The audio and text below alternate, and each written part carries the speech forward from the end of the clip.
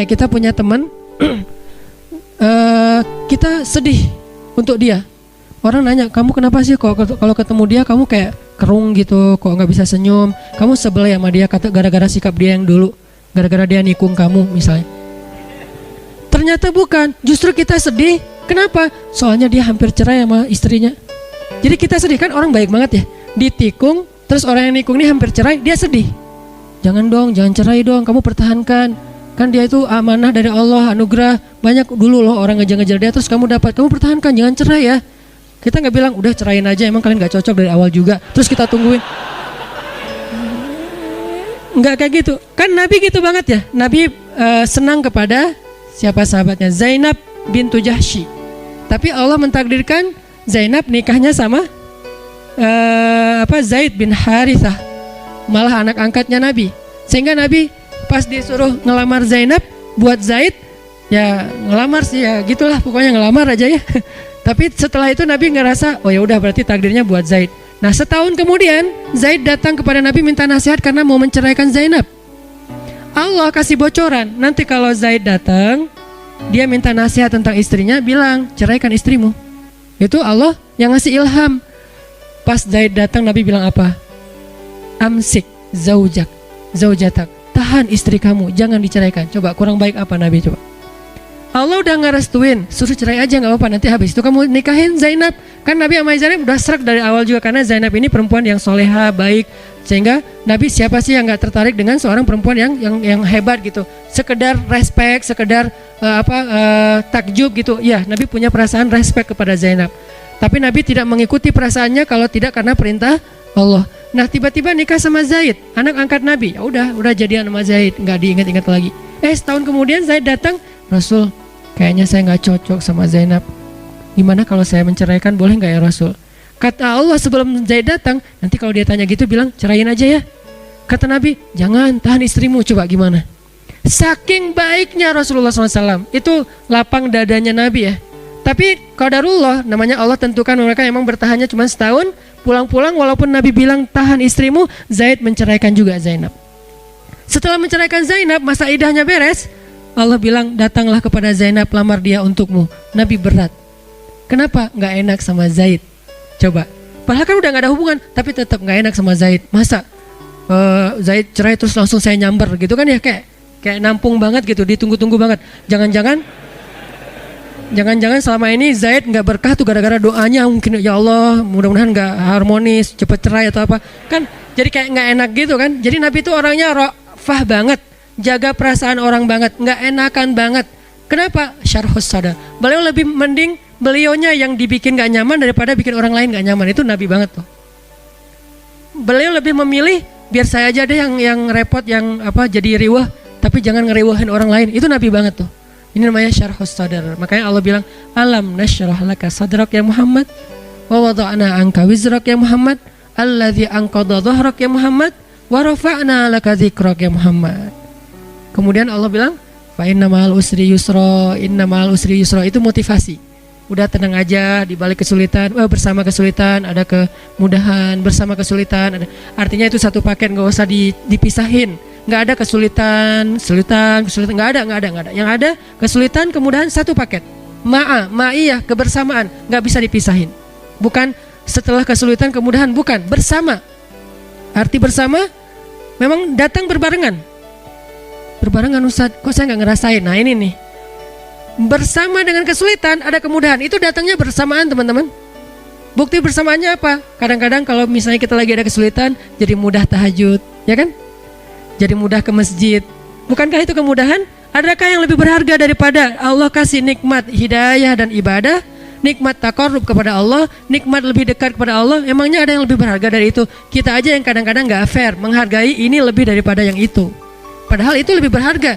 Allah ambil kita nikmat misalnya tadi habis diputusin, kan itu berat ya, langsung sempit dadanya. Tiba-tiba lapang dengan, ya Allah dia gitu banget sama saya. Apa yang kurang dari saya tuh udah habis-habisan loh ya Allah untuk dia, modal tuh udah habis semuanya, motor udah dijual,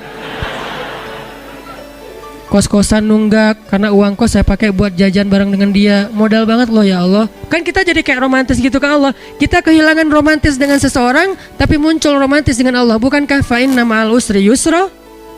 Dan itu yang paling sering. Belum lagi nanti setelah itu, setelah romantisme Allah, Allah kasih hadiah-hadiah, Allah kasih kejutan-kejutan dan seterusnya. Jadi Allah kayak ngemotivasi Nabi Muhammad SAW. Artinya lapang dadanya Nabi itu bikin beliau bisa bertahan. Sesekali sedih ada, kayak Nabi pulang habis dilemparin kotoran, Nabi pulang habis dilemparin dan berdarah-darah. Terus Nabi pulang ketemu Khadijah. Ini nih luar biasanya ya. Cari siapa? Khadijah. Siang hari mencari Khadijah, malam hari mencari Allah. Siang hari cari siapa? Gak ada Ustadz. Ya udah. Kalau belum ada Khadijah ya udah, malam hari aja andelin. Siang hari cari temen, main kayak apa, kayak pengalihan gitu ya, pelampiasan. Free dive terus nggak muncul-muncul, nggak apa-apa.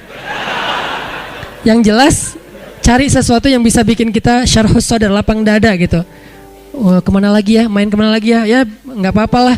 Tapi kalau Nabi karena alhamdulillah beliau udah punya Khadijah yang solehanya super duper luar biasa, akhirnya pulangnya mencari Khadijah. Zammiluni, zammiluni, selimutin aku. Itu kan bahasa manjanya Nabi ke Khadijah ya. Sehingga Khadijah menyelimuti Rasulullah bukan terus ditinggal ke dapur, enggak. Diselimutin dan didekap oleh Khadijah, dibikin nyaman oleh Khadijah. Dalam pelukan Khadijah lah turun ayat ya ayyuhal muzammil. Dalam pelukan Khadijah lah turun ayat ya ayyuhal muddatsir. Di dalam pelukan seorang perempuan yang soleha yang luar biasa, satu di antara 4 perempuan yang sempurna di muka bumi. Nah, baru Allah suruh bangun ya ayyuhal muzammil kumil laila illa qalila. Kumil lail, bangunlah di malam hari. Curhat, ada apa hambaku? Jadi pertama curhatnya kepada istrinya. Karena kenapa? Baru pulang langsung Khadijah zammiluni, Khadijah zammiluni, dipeluk oleh Khadijah, diselimutin oleh Khadijah. Terus Nabi cerita apa yang terjadi di luar. Kemudian Khadijah memotivasi Nabi, menenangkan Nabi. Nabi tertidur, ya ayyuhal muzammil kumil laila illa qalila nisfahu aw inqus minhu qalila aw zid alaihi waratil qur'ana tartila, dan seterusnya. Inna nasyi'atal lail hiya asyaddu wat'an wa aqwamu qila. Intinya adalah Nabi pernah ngerasa sedih ya, tapi nggak sampai buat dada beliau sesek, nggak. Langsung Allah tenangkan. Gimana? Ternyata salah satu syarat syarhus sadar menikah. Salah satu cara mendapatkan syarhus sadar adalah menikah. Jadi kalau kita pengen lapang dada dari semua masalah di luar, nikahlah. Ustadz, justru dada saya sempit gara-gara nikah nih Ustadz. Wah, susah nyari jawabannya nih kalau kayak gini. Kalau sempit gara-gara nikah gimana Ustadz? Ya udah, cara yang kedua, laila illa qalila. Bangun malam-malam, mau setengah malam, mau kurang dari itu sedikit, mau lebih dari itu sedikit. Ini keleluasaan dari Allah, kelonggaran, terserah deh. Dan Ustadz, saya kalau bangun malam gak tahu baca apa. Waratil Quran. Terus kata Allah, faqra'u ma tayassar. Baca aja yang paling mudah-mudah yang kamu bisa. Yang mudah itu lagi Ustadz. Gak apa-apa, Allah gak pernah bosan kau dengan ayatnya. Kita doang yang bosan. Kita emang orangnya membosankan sih. Mungkin suara kita yang membosankan, bacaan kita yang membosankan, bukan ayatnya ya. Kadang-kadang ayat yang sama dibaca oleh orang lain jadi gak bosan kan ya. Misalnya Al-Fatihah atau Qul huwallahu ahad, Qul huwallahu ahad, Allahus samad. Bosan kan? Datang yang lain, Qul huwallahu ahad, kok enakan ya. Nah, berarti bukan ayatnya nih, vokalnya nih yang ngebosanin nih. Termasuk surat-surat yang lain, Al-Fatihah, Al-Kafirun atau apalah. Jadi insya Allah enggak lah. Walaupun agak-agak trauma juga kan diimamin dengan bacaan Al-Kafirun karena enggak beres-beres, muter. Ini kenapa Al-Kafirun rasa 1 juz ya? Suratnya Al-Kafirun rasanya Al-Baqarah. Panjang banget enggak beres-beres. Artinya teman-teman, cara kedua ternyata buat ini agak-agak acak ya. Nanti disusun sendiri di rumah hasil obrolan malam ini yang enggak jelas. Cara yang kedua biar dapat syarhus sadar, qumil laila illa qalila. Bangun malam, curhat sama Allah, bilang ke Allah masalah kita apa. Bilang dengan bahasa lugas nggak apa-apa, dengan bahasa kita romantisan ke Allah itu nggak usah resmi amat. Ya Allah, sesungguhnya apa ya Allah? Saya nggak bisa ngomong gitu, pakai lah gitu ngomong ke Allah. Udah, ya Allah sebisanya saya aja lah ya. Kan santai lah ya, nggak usah terlalu berat gitu, kecuali kita penyair lah ya. Duhai Allah, kan kadang-kadang motivator, seorang yang muhasabah kan doanya kayak syair banget ya. Ustad Allah pengen bisa doa kayak Arifin Ilham, tapi pas dibikin-bikin dijiga-jiga nggak bisa juga ya Allah. Ya udah deh, pengen kayak Agim gitu, kalau doa itu kayaknya romantis banget sama Allah, tapi nggak bisa. Ya udah deh, secapruknya saya aja ya Allah ya gitu. Nggak apa-apa, yang penting kita bukan maksud nggak sopan, emang bisanya gitu. Kita cuma bisa ya Allah, ya gitu deh pokoknya. Nggak tahu mau ngomong apa, saya nih lagi nggak enak gitu ya Allah, soalnya dia bisa-bisanya ya mengabaikan semua kebaikan saya. Curhat gitu ke Allah. Nabi Zakaria kan curhat. Gimana doa Nabi Zakaria? Rabbi wahanal azmu minni washta'ala ar-ra'su syaiba walam akum bidu'aika rabbi syaqiya wa inni khiftul mawali min warai wa kanat imraati akiran. Syair juga sih ya. Nabi soalnya pinter. Akiran fahabli min ladunka waliya yarithuni wa yarithu min ali Yaqub waj'alhu rabbi radiyya. Kok indah banget ya doanya. Makanya saya senang Maryam tuh, surat Maryam tuh gara-gara doanya Nabi Zakaria. Allah langsung bilang, ya Zakaria, kata Allah, wahai Zakaria. Dan itu gak usah diteriakin, ya Zakaria. Allah gak gitu ngomongnya. Ini tergantung nada khatib ya. Kadang-kadang ada khatib saking semangatnya semuanya nadanya tinggi. Ya Zakaria ini apa misalnya ya Zakaria. Gimana sih ayatnya, jadi lupa. Ya saya ingat ya gitu deh. Surat yang paling sering dibaca malah lupa. Nah, artinya Allah tuh mereplay, langsung ngerespon, langsung typing doa-doa Nabi Zakaria. Jadi kalau kita pengen syarhus sadar, minta ke Allah, terutama di sepertiga malam terakhir. Cara yang lain, pas lagi ada masa, saat itu juga doa, Rabbi syrah li sadri. Gak apa-apa segitu doang. Ustaz, doanya kok dipotong karena butuhnya itu. Mau diutuhin gak masalah. Cuman kalau misalnya kita pengen diulang-ulang, Rabbi syrah li sadri. Istri ngomel terus, Rabbi syrah li sadri, Rabbi syrah li sadri. Kamu ngapain sih komat-kamit? Rabbi syrah li sadri mah. Oh, kok doanya buat diri sendiri aja, mama enggak? Oh mama mau dong Ci. Rabbi syrah sadraha. Ya Allah lapangkan dada dia. Kamu nuduh aku sempit dada. Loh, salah aku apa mah? Ya kamu emang salah dari dulu juga, dari awal. Oh iya mah. Terus maunya mama apa? Ya gitu deh. Rahasia. Biasanya ada maunya tapi nggak usah dijelasin di sini, disensor. Bahaya, kasihan. Jadi teman-teman, kayak tadi ada teman kita lagi ngomel, orang lagi debat di sosmed, pasangan kita lagi mungkin nggak nyaman segala macam perlakuan orang ke kita. Rabbi syrah li sadri, Rabbi syrah li sadri. Minta sama Allah kayak Nabi Musa meminta kepada Allah, sehingga ketika Nabi Musa ketemu Fir'aun, Nabi Musa bicaranya enak gitu. Terus kata Allah, idhaba ila Fir'aun faqula lahu qawlan layyinan. Pergilah kepada Firaun, ucapkanlah kepada Firaun itu ucapan yang baik, yang lembut, layyinan. Gimana coba mau ngomong ke orang yang paling dibenci dengan bahasa yang layyin, yang lembut? Itu susah loh. Emang Musa benci sama Firaun? Benci banget.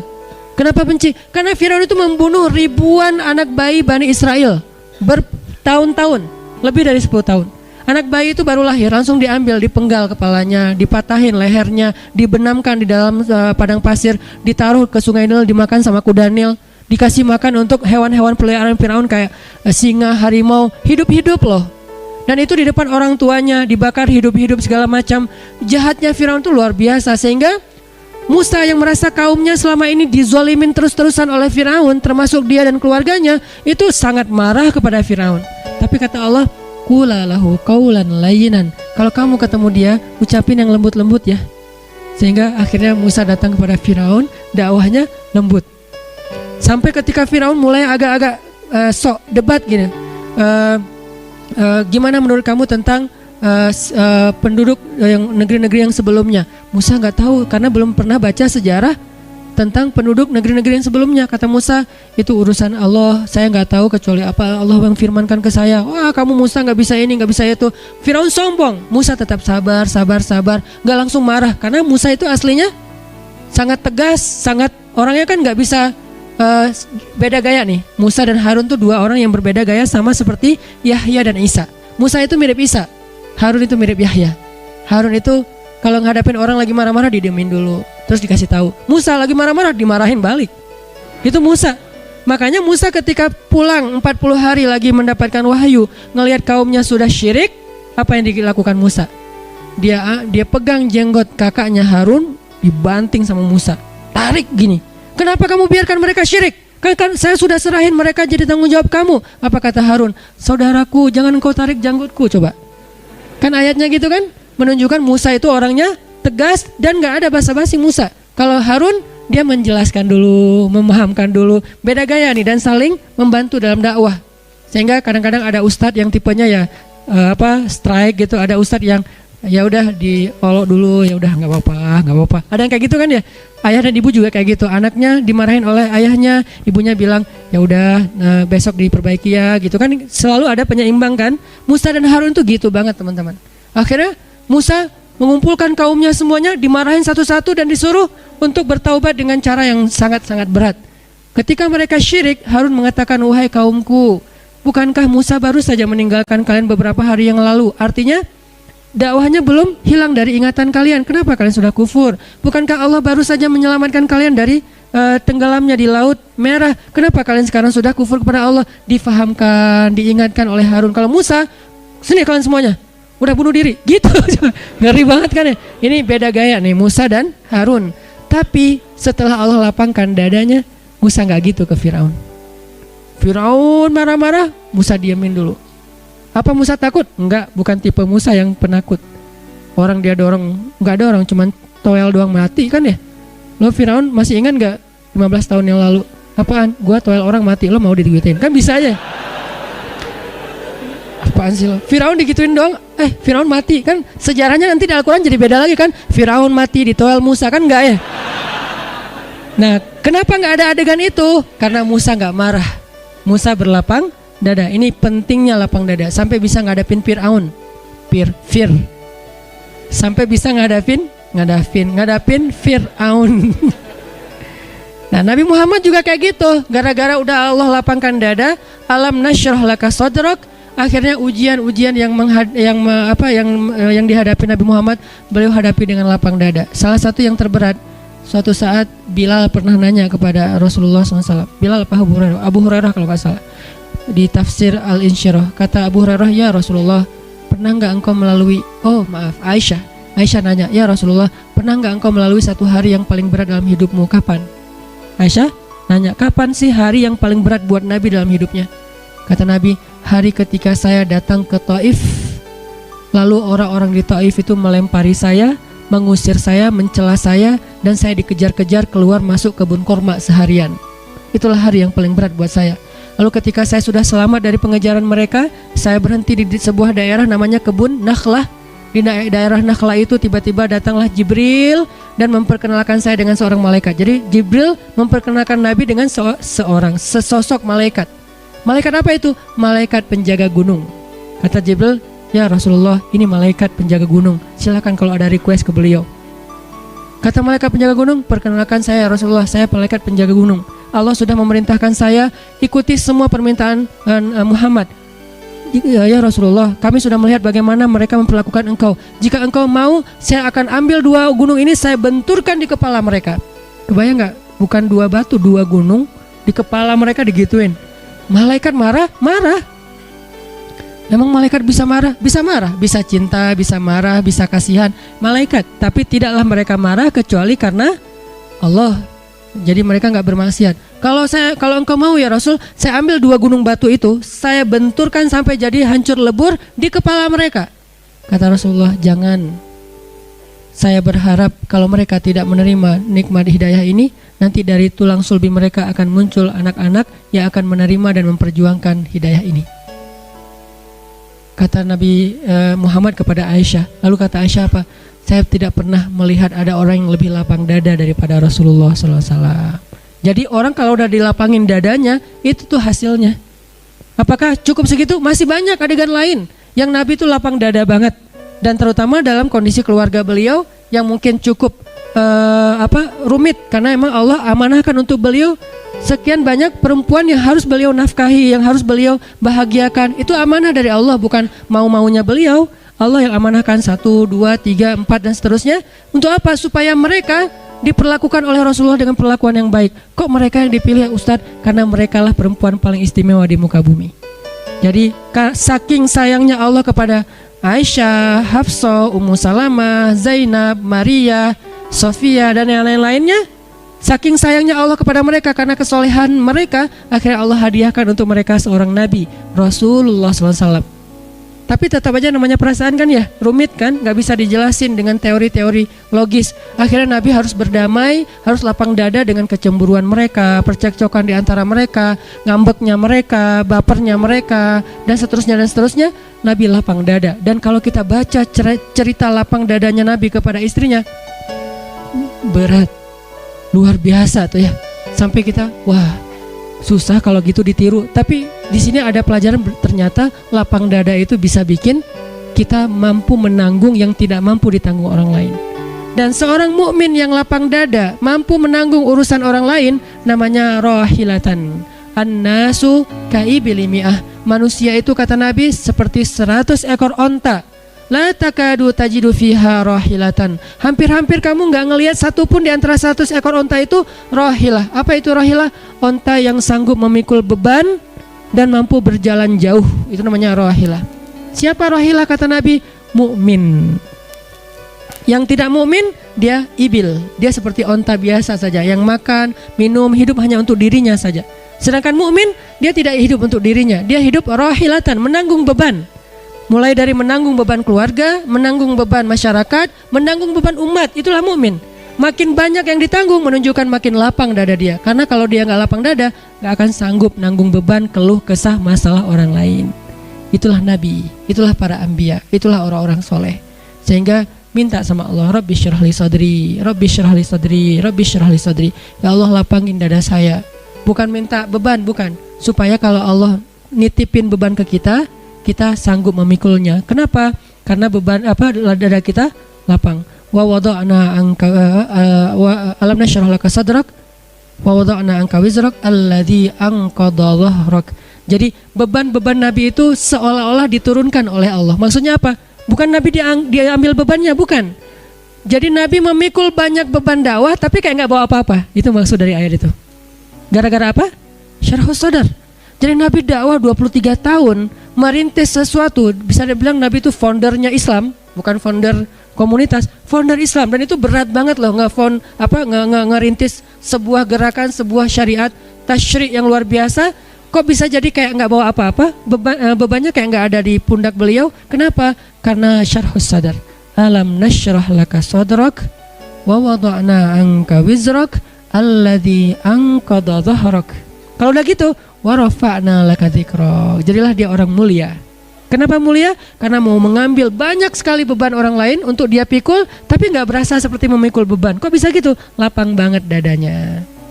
Ini maksud dari ayat tersebut, teman-teman. Pentingnya syarhus sadar, minta sama Allah. Tipsnya sederhana tadi. 1, nikah. Ustadz itu juga udah nyesek Ustadz. Oke, nggak masalah. Ya udah, yang kedua doa, yang ketiga qiyamul lail. Maka Allah akan lapangkan dada kita sedikit demi sedikit, terus dawamin sehingga malam kita qiyam, siangnya kita lapang dada.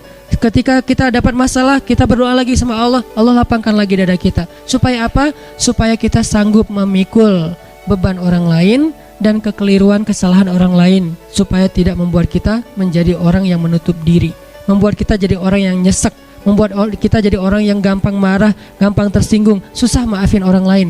Itulah syarhus sadar. Lihat lagi nanti Nabi Yusuf, cerita syarhus sadar Nabi Yusuf. Ketika ketahuan saudara-saudaranya datang ke Mesir mau minta gandum, terus Nabi Yusuf akhirnya kayak ngasih sedikit ujian buat mereka, sengaja dibikin kayak gitu biar mereka nanti sadar. Lalu setelah mereka sadar, mereka mengatakan, Yusuf, kamu sekarang sudah punya kekuasaan. Sekarang kami lemah. Kalau kamu ingin membalas kejahatan kami dulu, maka kamu pasti bisa. Maka balaslah apa yang kamu ingin lakukan. Apa kata Nabi Yusuf? La tathriba alaikum. Sekarang tidak ada balasan untuk kalian. Aku tidak ingin membalas kalian. Allah sudah memaafkan kalian. Pulanglah, bawalah bajuku ini, berikan kepada ayah. Semoga ayah bisa mencium aroma tubuhku dan mengetahui bahwa kalian benar-benar bertemu dengan aku. Beda ya zaman dulu sama sekarang ya. Kalau sekarang selfie, biar saya udah ketemu nih. Buktiin, Ustadz boleh selfie dulu buat apa? Bukti bahwa saya udah ketemu Ustadz. Soalnya istri saya curiga saya keluar rumah jangan-jangan kemana gitu. Ini saya udah taklim ya, ini laporan misalnya ya.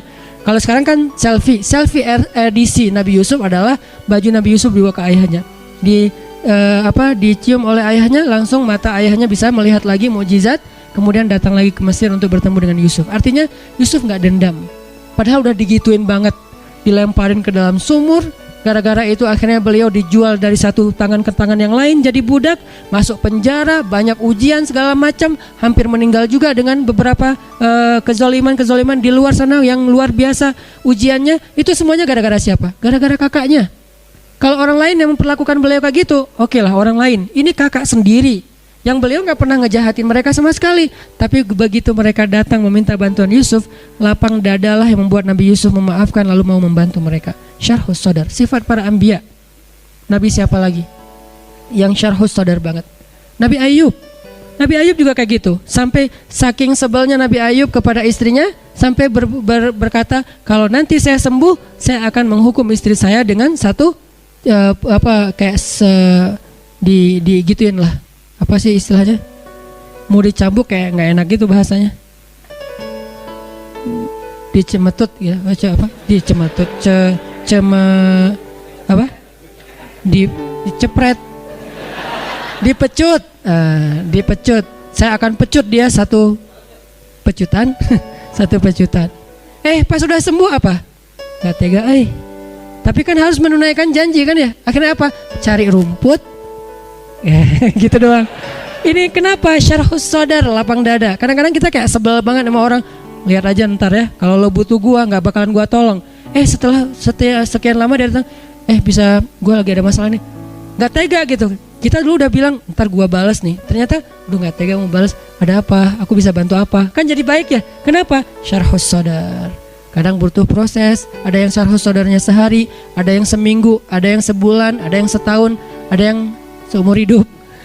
Nanti ketika udah mau meninggal baru syarhus sadar. Ya udah, saya maafin semua kesalahan kalian. Akhirnya dia syarhus sadar juga. Tapi kan selama ini hidupnya jadi nggak enak ya. Karena orang yang sempit dada, yang sengsara dia sendiri, teman-teman. Kadang-kadang saking sempit dadanya ngelihat orang yang bahagia, dia yang kayak baru kena musibah gitu. Kamu kenapa? Lagi berkabung. Berkabung kenapa? Tuh orang beli mobil baru. Orang beli mobil baru, dia yang berkabung. Orang yang nikah, dia yang bete. Mantan. Mantan soalnya susah. Ya itu agak wajar sih. Jadi intinya teman-teman, yuk kita belajar syarhus sadar dengan 3 cara tadi: doa, tahajud, menikah. Mudah-mudahan kalau kita mendapatkan pasangan, benar-benar pasangan yang disebut dengan istilah qurrata a'yun. Itulah syarhus sadar kan? Karena kalau pasangan tidak menjadi qurrata a'yun, berarti tidak bisa jadi syarhus sadar. Apa arti qurrata a'yun? Penyejuk hati. Jadi kita pulang ke rumah sejuk gitu ya. AC di mana-mana. Enggak, kata-katanya yang menyejukkan hati, senyumnya menyejukkan hati, dandanannya menyejukkan hati. Makanya orang sih mungkin salah paham ya, enggak paham maksud dari dakwah saya.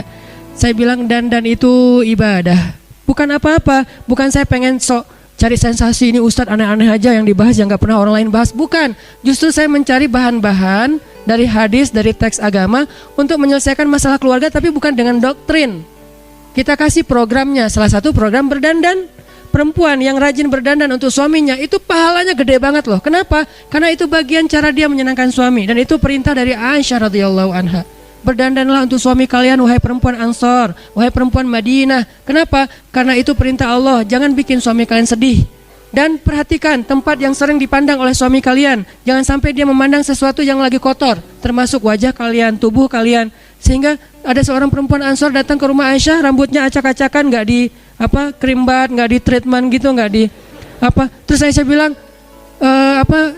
bersihkan rambut kamu atau rapikan rambut kamu demi suami kamu. Sampai Aisyah sempat-sempatnya nggak ikut hadir dalam majelis ilmunya Rasulullah SAW. Padahal majelis ilmu itu pahalanya gede banget. Gara-gara apa? Kata Abu Hurairah, gara-gara sibuk berdandan untuk Rasulullah. Ini namanya Rabbi habli Rabbi habli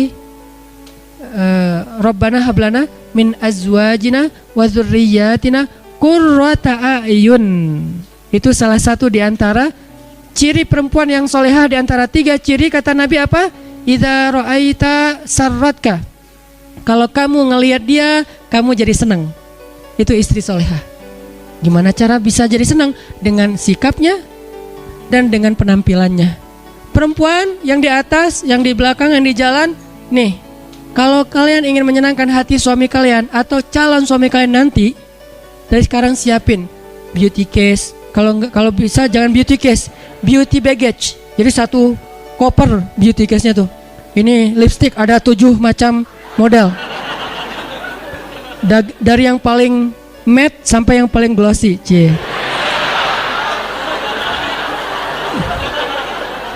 Saking matte-nya udah yang versi hard banget, saking matte-nya kayak orang dehidrasi.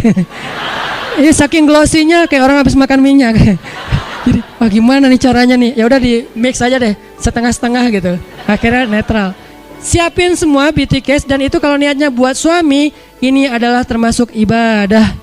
Cari dah dalilnya banyak, karena berdandan untuk suami bagian dari ciri 3 ciri perempuan soleh. Idza nazarta ilaiha sarratka, idza amartaha ata'atka, idza ghibta anha hafizatka fi ahlika wa amwalika.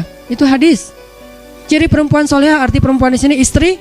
Kalau kamu memandangnya, kamu jadi senang. Suami Ustadz, banyak lagi nanti dalilnya. Next insya Allah. Istri kalau kita lihat nyenengin. Jadi di rumah itu malas buka handphone. Kenapa? Mending lihat istri.